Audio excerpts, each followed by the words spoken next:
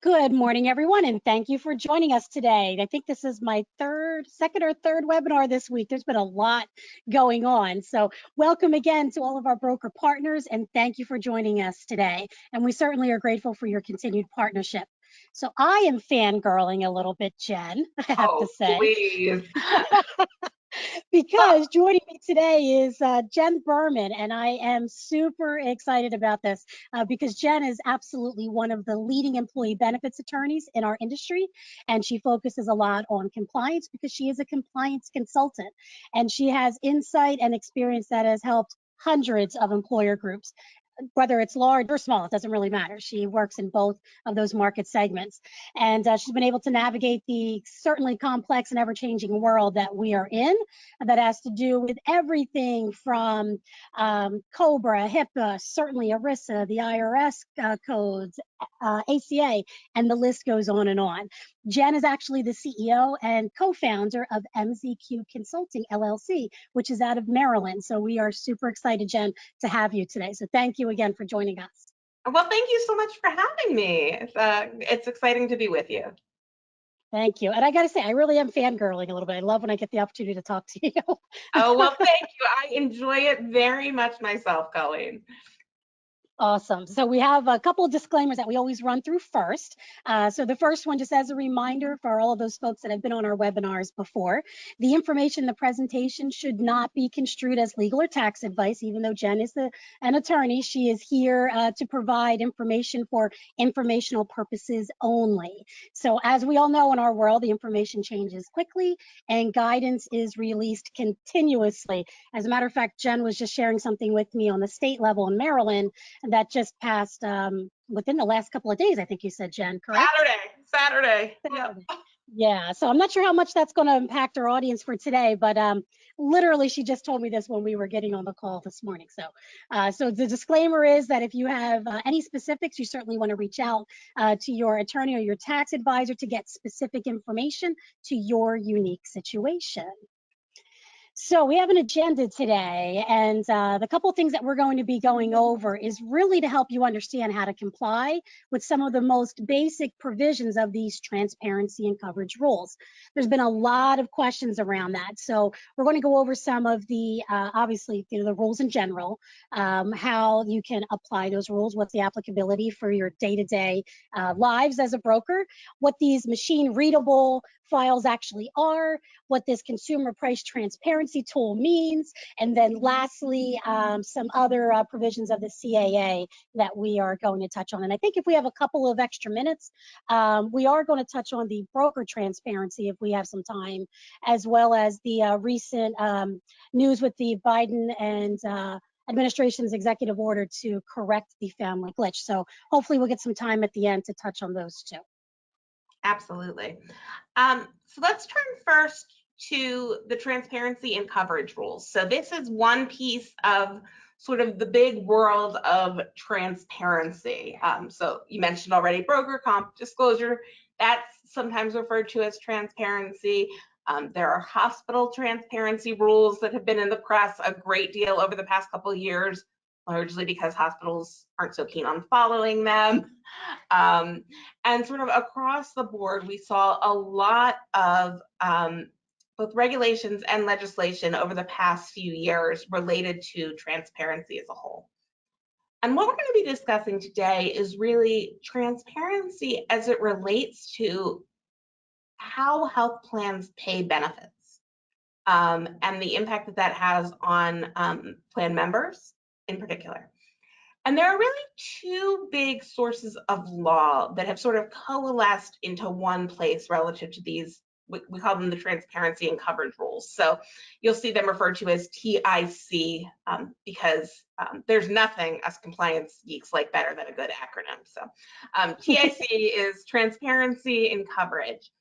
And we do have a set of regulations related to transparency and coverage. And those regulations were issued in the fall of 2020. Sort of deeply in the midst of the COVID crisis, and as we were having, all of this COVID legislation, even before the Consolidated Appropriations Act. So from a sort of legislative timeline, think after the CARES Act, but before we got the CAA, we got the transparency and coverage regulations. And those regulations were actually, they were issued by the Trump administration because it's fall of 2020. And they were actually implementing provisions of the Affordable Care Act, believe it or not. All right, so it was almost 10 years later.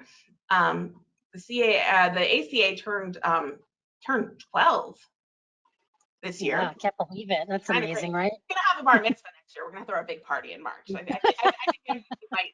I have my daughter's bat mitzvah next year. I had my son's this past year, so maybe just right in the middle, I'll throw a bar mitzvah for the ACA. But no. So this was 10 years later, the Trump administration coming out with these transparency and coverage rules to effectuate the Affordable Care Act. And there are really two big things, and we're going to talk about both of them today in those transparency and coverage regulations. One is this concept of publicly available machine readable files. We'll spend a lot of time on what that is and what it means. And the second is a consumer price transparency tool. And again, we'll look at exactly what that means, but the idea behind that is that a consumer or a plan member should be able to go online and understand what it's going to cost them to go to the doctor or to have a medical procedure done. Not if they have health coverage, but what they're actually going to be paying. So we'll look at that in a few minutes in a lot more detail. So I think, yeah, go ahead. Sorry, Jen, I just wanted to jump in for a second because I think what you're saying really, and this is where some of the confusion, I at least that we've heard, is coming from. It's like, well, why do we have to do this? And why, like, what's the main reason? I think really what it comes down to is the idea is that it's really going to create an effective healthcare market because people can now be better healthcare consumers. That's the expectation, I think, because we've talked about this a lot over the years through ACA, but I think that's really where Congress was coming from when they were putting these rules in place. What do you think about that? I agree with it. And that was very much 100% the policy objective behind it. And what's really interesting, at least from my perspective on these things, is also that, these rules they came about it was the Trump administration that did this. So after all of the many years of repeal and replace, we're beginning to see, or we saw, the other side of the aisle start to publish and put out regulations. I mean, they've been languishing a long time. It would have been okay that we're still waiting on 125 regulations from the 1970s, I think. So they don't always come, right? I think it was 80s, but still, they don't always come when you're expecting. But these did come out, and you're starting to see a coalescence both sides of the aisle around this idea that the more information about what's happening under health plans that the consumers have, the better the markets will work, and the better ultimately we'll be able to control the cost of coverage. I mean, that's really the idea behind all of this. And we see that idea sort of repeat itself or come back up in the Consolidated Appropriations Act of 2021. Now the CAA, by the way, there's also a CAA 2022. It came out actually just 6 weeks ago, had some telemed provisions in it. But the 2021 CAA had the No Surprises Act in it. And that's actually where all of the employee benefit rules are. They're all in the second half of the No Surprises Act. So this is just a piece of that. So from a contextual perspective, this is the statute, put another $2 trillion into the economy. It was signed by President Trump on December 27th of 2021. And you may recall there were pictures of him in Florida over Christmas with the will he or won't he sign question. Right, that's right. Yeah. All right, so this is where that's coming from. And the CAA, I think we're going to talk about this a little bit at the end. It's got a lot of stuff, right? So it has No Surprises, it has comp disclosure in it, has a bunch of mental health parity provisions in it. There was a lot there. Among the many things there is a requirement that plans implement a price comparison tool. That requirement is largely duplicative of the regulations, okay? So it's coming from two different places, but at the end of the day, we're seeing very similar types of benefit or types of requirements play out. And the transparency and coverage regulations are really, really broad. They're sort of as broad as anything that we will see in the group health plan space like this. So it applies directly to health insurers and group health plans. So fully insured carriers are going to have to do this for their fully insured plans.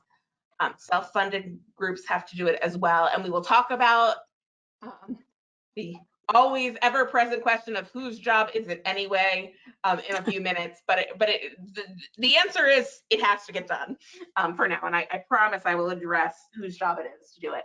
And it applies to most of these plans. Now, there are some carve-outs that it doesn't apply to, and these are sort of on the screen. They follow really the traditional kind of stuff the ACA doesn't apply to model, right? So because remember, this is coming from the ACA. So it's not applying to Medicare, Medicaid, the governmental plans. It doesn't apply to the accepted benefits, to grandfathered plans, or to these other benefit plans that aren't, while group health plans like an FSA or an HRA aren't providing comprehensive medical coverage. And so all of those sort of specific examples are here on the screen. But the bottom line is this is coming from the ACA. So if you think, is the ACA going to apply? That's going to be sort of the guidance that you can, that's the check as to whether or not this applies to a plan. So here's a question that comes up quite often from our broker partners, and it's an excellent point that it kind of follows the ACA guidelines. So when we hear that, then we automatically start thinking applicable large employers or ALEs. So can you address the as what size employers? I can. This is the ALE thing is not relevant for purposes of this conversation. So an ALE is very relevant, comes from the ACA, and that is where the employer mandate comes into play. That is who has to provide coverage or pay a tax penalty. There is no size requirement relative to these rules. They're just like ERISA. If you have a group health plan, if you've got 2 people on a health plan, you've got these rules. Thank you, because I think that's when we were talking about putting this webinar together and a lot of the confusion that's out there, I think that that's what folks automatically are thinking. You know, brokers are like, oh, okay, so, you know, I don't really deal in that space of ACA, and that's really, you know, the groups that are 50 plus because it's the applicable large employer. So I think that's a super important point that everybody realizes, that it's regardless of the group size. And it's an excellent point too that it follows ERISA. It doesn't matter if you have 2 employees or 2,000, you got to have those plan documents in place too. So I guess same thing here. If you've got 2 employees or 2,000, you got to pay attention to these rules under the transparency regulations. Absolutely, and I cannot help myself because we just went there. ERISA also applies. Sometimes people get confused and they think ERISA kicks in at 100 because that's when 5,500 reporting kicks in. But nope, ERISA is at 2. More than 1 employee, yes. and that's when you land in ERISA world. So yeah. All right, so we'll move on. We just did a webinar on this yesterday. Yeah. So let's move on and we'll start. Go ahead, Jeff. I think I think you've got a little lag, but here we go. All right. Let's talk about these machine readable files. So before I get into the details of what the files are, what does it even mean to be machine readable? That means that basically it has to get posted to the plan's website, and has to be something the human eye might not understand exactly what they're looking at, but it has to be in a format that computer programs can come in and sort of sweep the information and get all of this information aggregated or disaggregated or play with it and find ways to visualize it, right? We've got all these data visualization people out there. And the idea behind this, and specifically the idea behind it being machine readable, is we're going to put this information out there, and then there's this thought that industry will step in and start analyzing this data and sucking it up for consumers or for health plan sponsors to really begin to make use of the data. But the data that's going to get published in its raw form, in some ways, is probably not going to be very useful to the average person because they're not going to be able to look at it and understand what they're looking at. It's going to be a big old crazy, I don't even know, I'm going to make myself look stupid, you know, computer language of stuff that my brain can't handle. But that's what it's going to be. But then somebody's going to be able to do stuff with it. That's what I got a whole team of people who do stuff with the data, and there's lots of smart data people out there, and they will do that. But what matters for our purposes is what's going to be in the data and when. So first off, let's talk about the when. this has been delayed. You know, everybody gets so excited, Colleen, when we get a delay of a compliance deadline, because I think it means in their minds that it's never going to happen, right? They're like, oh, I was worried about January 1st. Now I don't have to worry. Right. The language coming out, I'm absolutely positive that the delay came out in August because I was sitting on my family vacation the second week of August, about to get on a boat in Mystic, Connecticut when this hit. So it was August, and they came out and they said, remember how we said you were going to have to do this on January 1st? Just kidding, you have until July 1st. And I thought, oh my gosh, it's August, that's forever. So it's April 14th. July 1st just doesn't seem so forever anymore. In fact, July 1st is right around the corner at this point. And so this rule is effective for plan years beginning. This is an interesting one. It's never been quite like this before. For plan years beginning on or after January 1st, 2022, on July 1st, 2022. So the way that this thing works is anybody who has a 1/1 through 6/30 plan year, their effective date is going to be 7/1. The 7/1 plan years, their effective date is going to be 7/1. 8/1, 9/1, 10/1, etc. Their effective date will be the first day of their plan year in 2022. So, wow. Okay. Thank you for clearing that up. I had to read it like a half a dozen times, and then call Jessica Waltman and say, "Is this what I'm understanding?" And she, yeah. All right. So we got there eventually, but that's how it works. These files must be publicly available, so people have to be able to get to it. And the information that's going in here is really, really big. So just if you're distracted looking at an email, doing something else right now, I just want you to pause for just a second, because I'm about to tell you the most important piece of this entire presentation. These files must include all negotiated rate for every in-network provider for every covered item and service under a plan. I'm going to say that again. That's a lot. Yes, that's a lot. Say it again. All negotiated rates for every covered item and service for every in-network provider. That's a big deal for that information. First of all, it's a lot of information. And second of all, it is a whole lot of information to become public, right? Yes. So that's not the sort of information that's readily available through carriers or TPAs right now. But that's what needs to be disclosed in this paperwork.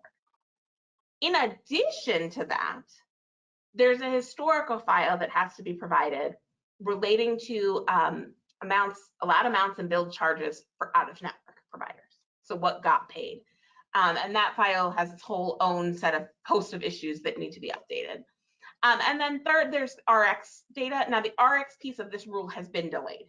So we're not going to focus on that yet, but we will be getting guidance on that. And when we get that guidance, there will be a lot more conversations to be had. Now, these are big files with a lot of information in them. But as we all know, that information changes pretty quickly, right? Carriers are constantly negotiating new rates, new providers. These files have to be updated monthly. And they have to include billing codes used to identify the items and services, things like that. But this is a really big deal. And to be honest, Colleen, I was excited when you reached out and said, our brokers want to hear about this, because I think this is an area that people haven't been talking about nearly enough. Not just the compliance obligations, and I love compliance, let's be honest. I love it. But this has really massive implications for our industry as a whole once this information gets out there. It does. So when you're talking about this amount of data, and you had also said that it's not readily available necessarily to the group health plan side of things. I think we're going to get in a little bit more like how do they actually get this information, because plan sponsors, so all of our employer clients, have a responsibility to make this available to their participants. And how are they going to do that if all of our carrier partners don't even have this readily available? But there's one thing that I had seen in the regulations, and I was wondering if you could touch on this too. So it says that the plan obligations have to be phased in over a 3-year period. That, though, isn't that phase-in period isn't that you got 3 years to make this information available. It means that you have 3 years that there's these 3 components of the transparency rules to be implemented, correct? Because I think there's a lot of confusion around that. So can you just touch on that a little bit to make that clear? Yep, that is absolutely right. In just a minute, we're going to talk about the cost calculators, and the cost calculators are year 2 and year 3 of this. So the machine readable files, okay, all happening this year, 7/1. On the machine readable files, I mentioned that out of network file. I do want to pause and give a little bit of due to how much is going into that out of network file as well. I mentioned before it's going to show the historical payments and the amounts billed to out of network providers. There is a small exception if there's not enough claims in any particular item. So if there's fewer than 20 claims, then that does not have to be included, and that's sort of in deference to HIPAA related concerns. And that is going to be updated monthly, and it always has to cover the 90-day period starting 180 days before the publication date of the file. So these details are not things that I think that we all need to sort of commit to memory as brokers and advisors, but I put them in the presentation anyway because I want people to appreciate just how much detail and precision is in this set of rules. This is not just sort of a, like, generally speaking, you can do this however you want, just get it done. They are very, very heavily prescribed. That's an excellent point. With the 20 claims, and to your point, we don't necessarily need to know the details, but I think it's important to note that 20 claims is in the aggregate. It's not 20 claims for an individual. So it's 20 claims for that group health plan that's coming in, correct? Correct, for the same item of service. So, okay. 20 claims for a, level 3 office visit. Well, yeah, we're going to have far more than that, but we might not have 20 claims for a certain type of angioplasty procedure. And that's what that's really getting at. Okay, thank you. So moving on, we're keeping with this topic of machine readable files. So when we were talking about putting this presentation together, I had reached out to you and said that we're starting to see that carriers are slowly starting to release information on how they intend to help plan sponsors make this information accessible. Yes. So I was hoping you could address some of that for us as well. Of course. So the thing is, and this is one of the themes we see in all of the new CAA changes, ultimately the liability falls on the employer most of the time. The reason for that is that's where the federal jurisdiction lies. There's not a lot of federal ability to regulate insurance carriers. That's a state law issue. So what we're seeing instead is these are becoming employer obligations, and then the employer has to work with their insurance carrier or their vendor, in the case of self-funded groups, to make sure this gets done. Now, we all know, and I've told the DOL more times than I can count, how little control the average employer has over these things. I mean, most especially in the fully insured market, where that little control could probably be better described as no control. But even in the self-funded market, there's not much. So we do have this sort of fiction that has to be observed, where the carriers are going to say that they're helping. Now, really, they're the only people who can do this, and we have to rely on them. But they're going to charge fees for these things. And so the next question is, do I really have to charge that fee? And my answer back is, well, do you have all this information? Because, yeah, you're a bit of a captive audience, unfortunately. And so the answer to that is probably yes, unfortunately.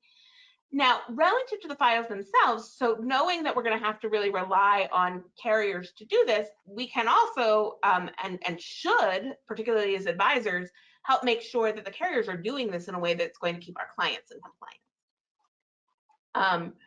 Couple of key points about these files are, and this is huge, that they have to be in this sort of standardized machine readable format. And so PDFs and Excel documents aren't permitted. Like, they have to do it a certain way that can be swept up off the web. So you can't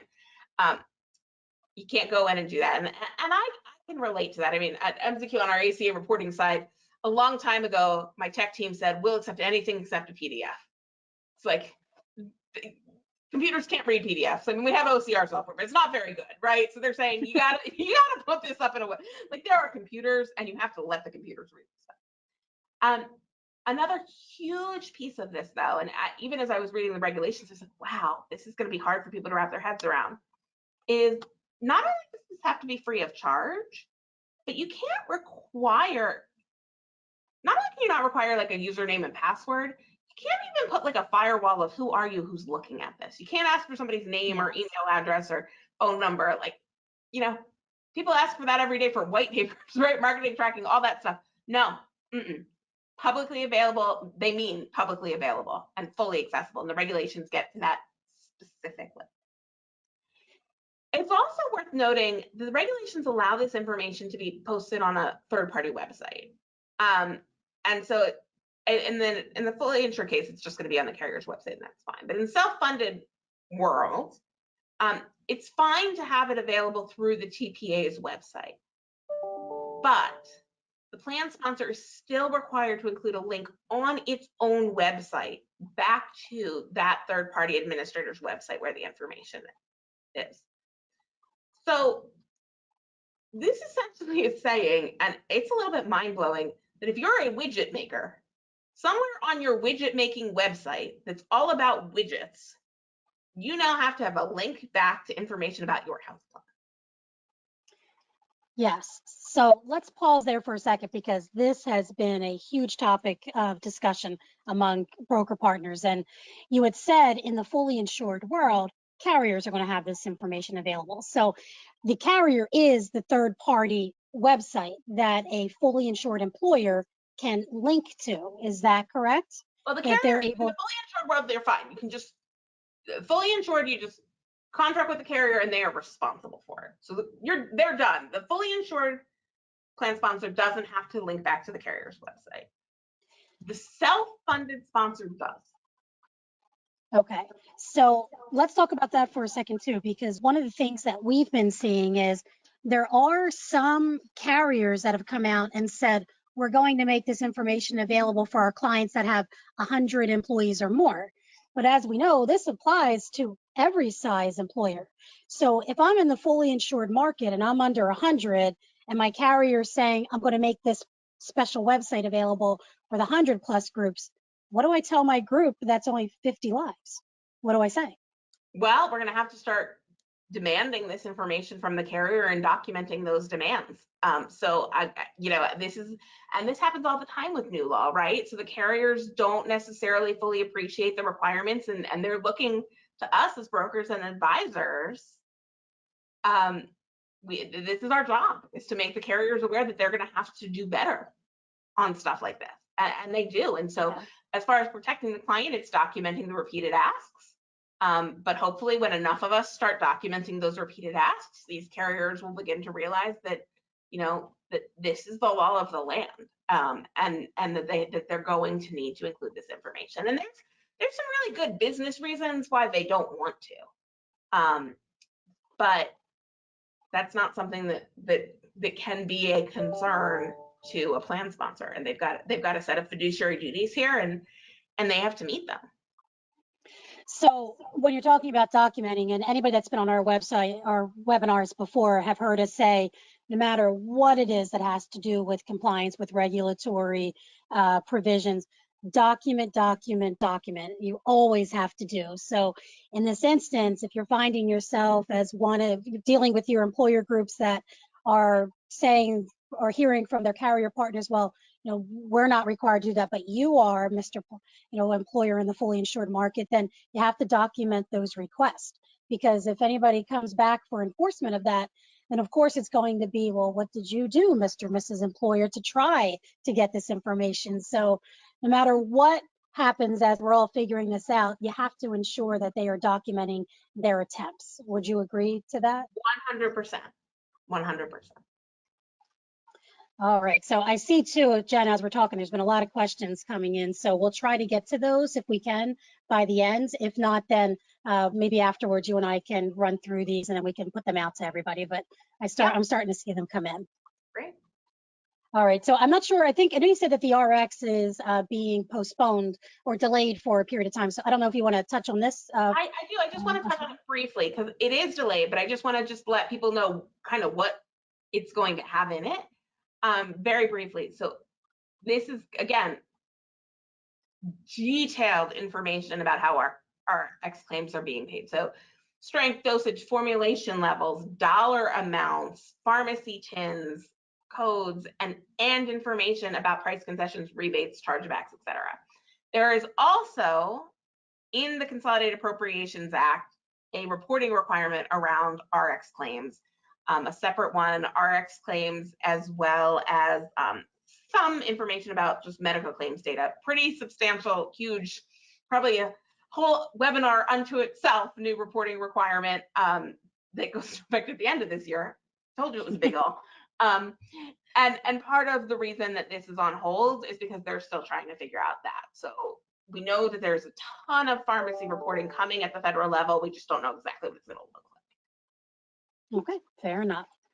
All right, so you touched a little bit on this price transparency tool. So kind of like the same question. So what do plan sponsors actually have to do around this? And is this something that carriers are helping with as well? So yes, carriers will be helping around it. Plan sponsors need to make sure that the carrier is helping around it and they're on track and they're going to have this and that they understand the cost implications and all of those pieces to the puzzle. This is the part that's going to take a couple of years. This is also the part that overlaps with the CAA. So what this is this online tool that's designed to, the concept is that you're going to be able to go on and sort of put in, I want to take my kid to physical therapy because her ankle's hurting. That happened this week, right? And I should be able to find out if I've hit my deductible, if I have what my copay or co-insurance will look like, and sort of exactly how much I'm going to have to pay. And so probably, I'm pretty sure actually, because the list exists, the first deadline is for January, for plan years beginning on or after. That's what WOA means. Plan years beginning on or after. January 1, 23, those tools have to have 500 items and services included. And I think a basic physical therapy appointment would be amongst those, the 500 most common. And then for 2024, we get everything, all covered items and services again. This one is not publicly available. This is available to participants, beneficiaries, etc. But this one is specific and requires the technology to also sort of do a real-time look at where somebody is relative to their own accumulators.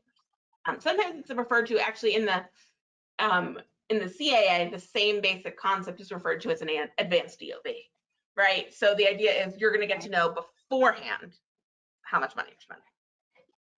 So the advanced EOB, once this actually happens, because this is one of those phase-ins that's happening, as you were saying, over the course of the next 2 to 3 years, the advanced EOB is essentially going to be replacing the current EOBs because they should, what we're saying is they have to have access to that information. Is that what you're saying? Yes, I am saying that, but I'm not saying it's going to be replacing the current EOB. So okay, it's going to be a projection based on the information we have at the time so that the consumer understands how much money they're going to be out of pocket. Then the claim will get processed and it may or may not be the same. So one of the points that has come up a lot is, well, we don't necessarily know when we start a procedure, what exactly is going to happen, right? And sure. and there's allowances for that, and you sort of do it in good faith.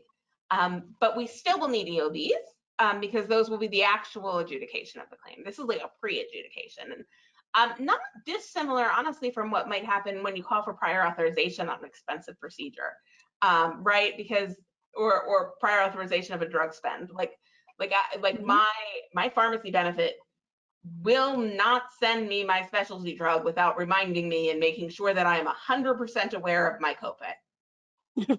They're very good at that. It's one of their best traits is making sure they get that copay.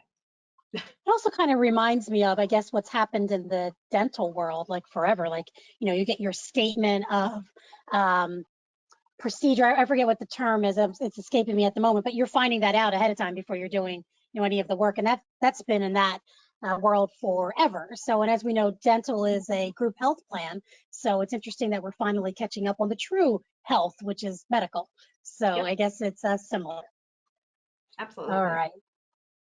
So keeping along here with the transparency tool, I know you got a couple more things that you wanted to touch on as well. All right, I'm just waiting for my screen to switch to the next. All right. Okay. So next we have the tool, and I've sort of already addressed these issues, but the tool has to provide an estimate of the cost share. It has to, I want to just make sure, I don't know if we've lost Colleen for a second there, if you're not hearing me, but I'll just keep going. I can hear you fine. Okay, So good. I'm hoping, All right. yeah, so it's good. All right, good. All right, so we've got the tool has to provide an estimate of the cost share responsibility, the accumulated amounts to date, the in-network rates reflected as a dollar amount, the out-of-network allowed amount, and then for bundled services, what the bundled pricing would look like, what's included in the bundled pricing, notice of prerequisites to coverage. A prerequisite to coverage looks an awful lot like an NQTL. Prior authorization, anything that has to happen before you get that coverage. And then there's a disclosure, and the DOL has had is issuing a model on that. So again, this is telling us what's going to happen before you go to the doctor. Okay. All right. So we've got a little bit more here. A little bit more detail. You've got to be able to search it by both CPT code or the billing code. There's other billing codes available, and a description. You have to be able to know by provider and any other relevant factors that are being used. So it's a pretty, if you think about this, this is like a pretty big technology build. And then, the requirements that are being set out are not insignificant. And then you've got to be able to reorder them and refile them based on the geographic proximity, how much they're going to cost. It's not just doing this once. The idea is going to be, all right, I'm going to take my kid to the physical therapist, and I want to know what it's going to cost me to go to physical therapist A and B and C. And by the way, how close are they to my house? Now, what I would really like to know as a mom is how good they are. There's no quality metrics in this yet. Although I do certainly expect that as we get things like the actual routine readable files that we heard a minute or two ago, I just wish that I had, all the bandwidth in the world, because if I did, I would be starting the company that is going to take those machine readable files and mine them and put them against quality metrics and sell them to the moms of the world, because I would be all over that service, right? That's going to be our next business. Tell me where to go. I want to know how much it's going to cost and whether you're going to do a good job or not. Yeah. And do you have any coupons? No. All right. So penalties. Always a question, right? So people are always saying, okay, well, what if I don't do this? And they are particularly saying, what if I don't do this in this case? Because the hospitals have not done a great job of doing this. And the reason they didn't do it was there was like this $300 per day penalty, and lots of big hospital systems decided that they would rather pay $300 a day than, follow the rules. And honestly, I can't say that I blame them, although those penalties did change and go up to a maximum of 2 million now. So HHS is on to them. But always people say, okay, Jen, well, what if I make a business decision or we decide we're not going to do this? So there isn't one explicitly stated in the rule. The rule doesn't say, here's what happens if. But these rules are from the ACA, and the ACAs have a $100 per day per violation provision in them. Mm-hmm. It's not clear what a violation would be. We see this in HIPAA a lot, where there's a per violation rule.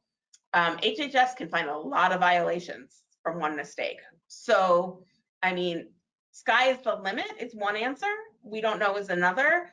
And you kind of have to sort of measure those two things out. But I do not anticipate, well, I'll say two things. Number one, I do not anticipate full and complete perfect compliance on 7/1/2022.